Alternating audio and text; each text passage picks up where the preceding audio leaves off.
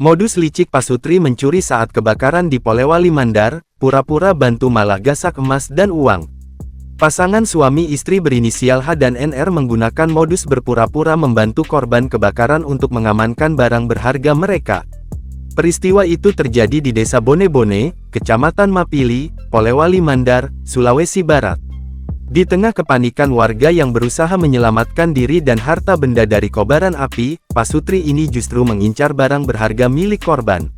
Dengan gerak-gerik meyakinkan, mereka mendekati korban seolah-olah memberikan pertolongan.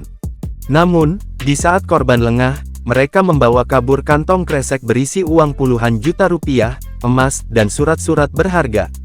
Tindakan licik ini sempat terekam oleh warga dan viral di media sosial, sehingga memudahkan polisi untuk melacak keberadaan mereka.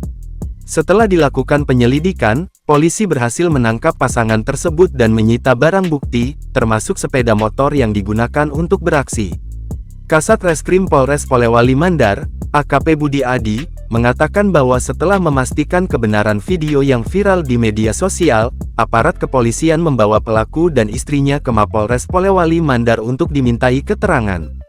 Ironisnya, kantong kresek yang dibawa kabur Pasutri tersebut ternyata berisi uang tunai 10 juta rupiah, emas, dan juga rokok dengan nilai sebesar 25 juta rupiah, kata AKP Budi Adi.